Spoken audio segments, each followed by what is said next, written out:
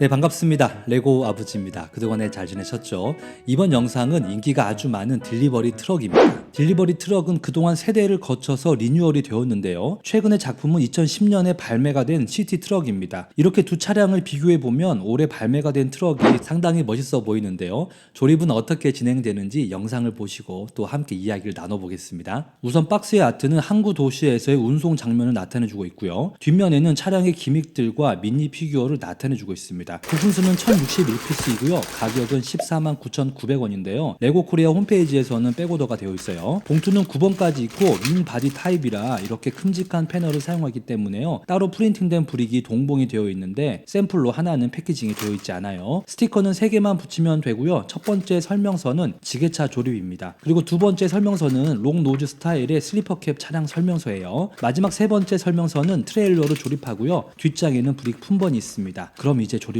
시작해 보겠습니다. 첫 번째 봉투는 미니 피규어와 핫도그 가판대 지게차 조립이에요. 입간판에 브릭에 스티커를 붙여주고 핫도그 가판대를 조립해 줍니다. 컨테이너 박스에 프린팅된 음료 브릭을 넣어주고 나서요. 가판대에 외부 브릭을 붙여주는데 양쪽의 원형 브릭이 소세지를 표현해 주었어요. 그리고 핫도그 브릭과 케찹과 머스타드 통을 이렇게 스터드에 끼워줘요. 미니 피규어를 놓으면 이런 장면을 연출할 수 있습니다. 자, 이제 지게차를 조립하는데요. 우선 하부 프레임을 만들어줍니다. 그리고 후미등을 나타내주는 브릭을 장착해주고 사이드 스텝을 표현한 브릭도 양쪽으로 붙여줘요. 리어 쪽은 카운트 웨이트를 표현할 수 있도록 이렇게 브라켓 브릭을 사용해서 브릭을 장착하는데요. 화물을 들어 올렸을 때 쏠림을 방지해주는 평행추 역할을 하는 곳이에요. 몇 가지 브릭을 장착하고 나서 마스트 브릭과 백레스트 포크 브릭을 서로 결합을 시켜야 되는데요. 제가 처음 조립이라 이게 헷갈리더라고요. 자, 이제 앞쪽에 고무줄을 끼워주고 나서 차량에 장착을 하면 됩니다. 포크가 작동이 될 때까지 심하게 가지고 놀아도 고무줄이 절대 튕겨나가지 않아요. 마지막으로 오버헤드 가드를 장착해주면 지게차는 완성이 됩니다. 두 번째 봉투는 트럭의 하부 프레임을 만들어줘요.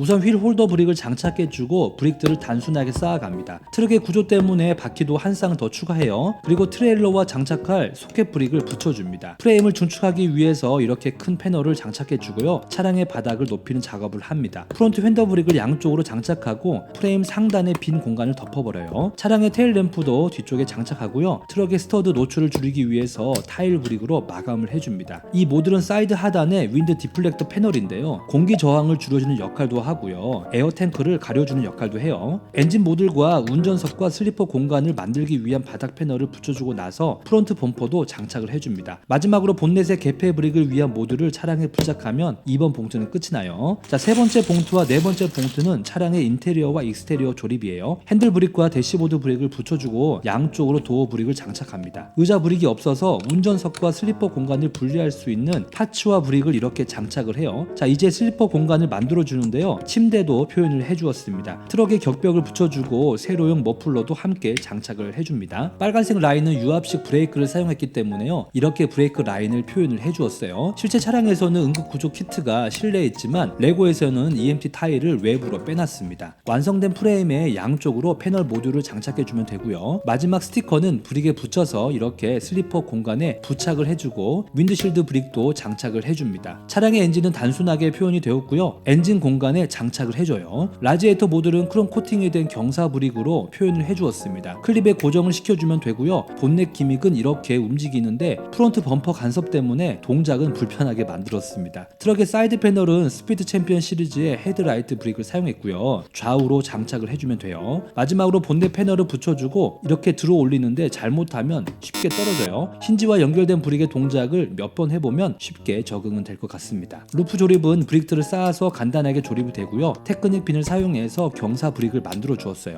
윈드 디플렉터 타입이라 앞쪽에 라운드를 주었습니다. 완성된 모듈은 차량의 루프에 장착을 하면 되고요. 탈착은 쉽게 되어 있어서 실내도 마음 편히 볼 수 있어요. 자, 이제 바퀴를 장착해 주고요. 머드 가드를 붙이면 트럭은 완성이 됩니다. 다섯 번째 봉투는 트레일러에 얹히는 컨테이너 프레임을 만들어 줍니다. 우선 차량과 결착할 수 있도록 힌지 프레임을 만들어 주고요. 길다란 프레임을 새롭게 만들어 주는데 브릭들을 꾹꾹 눌러가면서 장착을 해줍니다. 프레임을 서로 결착을 해주고 노란색 타일 브릭으로 고정을 해주거든요. 이제 패널에 결착된 프레임을 하부 프레임에 하나씩 붙여주면 돼요. 커다란 도어 모듈은 트레일러의 리어 쪽 도어를 표현을 해주었습니다. 반대쪽 프레임도 장착을 해줘요. 마지막으로 루프 프레임 모듈을 장착해주면 5번째 봉투는 마무리가 됩니다. 자, 6번째 봉투와 7번째 봉투는 걸윙 도어의 모듈을 만들어주는데요. 도어 프레임을 먼저 만들고 나서 레고 프린팅된 브릭을 이렇게 붙여줍니다. 완성된 모듈은 차량에 장착을 해주면 되고요. 개폐도 잘 돼요. 이제 커다란 도어를 움직일 프레임을 만들어주는데 상단에 타일 브릭을 부착하고 도어를 장착할 브라켓 브릭을 장착을 해줍니다. 뒤쪽으로 브릭이 이탈하지 않도록 보강을 해주고 투스터드 타일 브릭을 부착을 해줘요. 완성된 모듈은 차량에 장착을 해주고 작은 타일 브릭을 사용해서 빈 공간을 채워주면 됩니다. 반대쪽도 모듈을 완성해서 차례로 차량에 장착을 해주면 도어 쪽의 프레임을 완성이 돼요. 그리고 트레일러의 앞쪽에 패널 모듈을 붙이면 마무리가 됩니다. 8번째 봉투는 트레일러의 프레임을 만들어주는데요. 우선 뒷바퀴를 장착하듯 모듈을 조립해주고 길다란 프레임을 만들어서 연결을 시켜줍니다. 바퀴 위쪽에는 힌지 브릭을 장착해주고 프레임 앞쪽에는 모듈도 부착해줘요. 이제 프레임이 휘어지지 않도록 테크닉 브릭을 사용해서 차량의 뼈대를 단단하게 만들어주는데요. 레고사는 이런 기본 프레임 작업에 신경을 많이 쓰는 것 같습니다. 프레임 상단에 브릭들을 이렇게 붙여주고 차량의 사이드 패널도 붙여줍니다. 마지막으로 다리발이라고 말하는 지지대를 장착해주면 8번 봉투는 마무리가 돼요. 자, 마지막 9번째 봉투는 트레일러를 완성을 하고요. 도어 패널과 액세서리를 만들어줍니다. 실제 차량에서는 H빔을 사용해서 프레임을 만드는데요. 레고에서는 회색의 브릭들이 H빔의 느낌을 나타내준 것 같아요. 트레일러에 테일 램프 모듈을 장착해주고 나서 컨테이너와 결착을 시켜줍니다. 뒤집힌 채로 바퀴를 장착해주고요. 차량과 결합시킬 토볼도 이렇게 장착해주면 돼요. 이제 딜리버리 트럭의 하이라이트인 프린팅된 패널인데요. 한 세트는 같은 디자인으로 프린팅이 되어 있고요. 남은 한 세트는 대칭으로 되어 있어요. 우선 차량에 부착을 하면 이런 디자인이 나옵니다. 공구상자 액세서리들도 담아서 컨테이너에 넣어주고요. 이제 팔레트를 만드는 작업을 할 텐데요. 포크를 사용하기 때문에 바닥에 공간을 만들고 상단에 프린팅된 타일 브릭을 붙여줍니다. 팔레트는 총 4세트가 있어요. 저는 이렇게 손으로 컨테이너에 넣었습니다. 자, 마지막으로 트럭과 트레일러를 결착하는데 아래쪽 소켓에 결착하면 되고요. 실제 현장에서는 헤드와 분리하고 장착한다고 말하더라고요.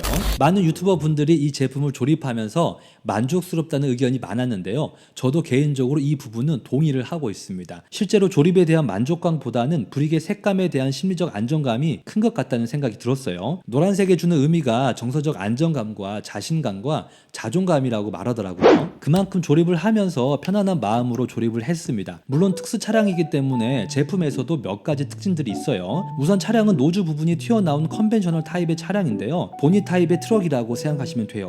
우리나라는 도로의 상황이나 규제 때문에 캡오버 방식의 트럭을 운행하지만 미국은 차량의 길이가 제한이 없고요. 적재 공간을 더 늘리면 된다고 해요. 물론 회전 반경이 커서 넓은 도로에 더 유리하겠죠. 차량의 본닛은 앞쪽에 힌지가 있기 때문에 이렇게 열리는데요. 범퍼의 간섭 때문에 열리는 각도가 적습니다. 물론 엔진 정도만 볼 수 있어서 불편하지 않지만 테크닉 제품으로 나온 헤비듀티 트럭은 보닛과 범퍼가 일체형이라 90도로 개폐가 돼요. 차량은 슬리퍼 트럭이기 때문에 이렇게 루프를 열면 침실 공간을 만들어 놨습니다. 공간을 더 키워서 아기자기한 액세서리들을 넣었으면 좋았을 텐데요. 액자 하나만 포함이 되어서 아쉽긴 해요. 루프는 윈드 디플렉터 타입의 하이 루프를 적용했는데요. 곡선의 라인이 차량의 디자인을 더 날렵하게 해준 것 같아요. 세로용 머플러는 빌드 타입으로 더 크게 만들었으면 좋았을 텐데요. 실제 차량도 비슷한 사이즈의 머플러인 것 같습니다. 물론 여러 가지 유압 라인들을 색깔별로 나타내 주었으면 좋았을 텐데요. 한 개밖에 표현이 안 되었어요. 하지만 머드가드나 램프와 소화기를 표현한 디테일은 잘 나타내 주었습니다. 트레일러는 트럭과 장착은 안 되고요. 컨테이너를 결착해서 헤드에 장착을 해야 돼요. 다리발 지지대도 쉽게 작동이 가능한데 이전에 배트 시리즈로 발매가 되었던 배트 베이스의 다리발은 좀 더 튼튼하게 되어 있는데요. 딜리버리 트럭은 조금은 약해요. 트럭의 길이는 상당히 긴 편인데 양쪽으로 문이 열리는 걸윙 도어 타입입니다. 힌지 부분은 튼튼하고 브릭이 체결되어 있어서 패널이 이탈되는 일은 없을 것 같아요. 팔레트 적재는 팔레트의 안쪽 브릭과 컨테이너의 움푹 패인 사각형 공간에 넣어주면 되기 때문에요. 이렇게 해도 팔레트가 움직이지를 않습니다. 시계차의 기믹은 마스트를 앞뒤로 작동하는 기믹이 있고요. 포크를 위아래로 움직이는 기믹이 있어요.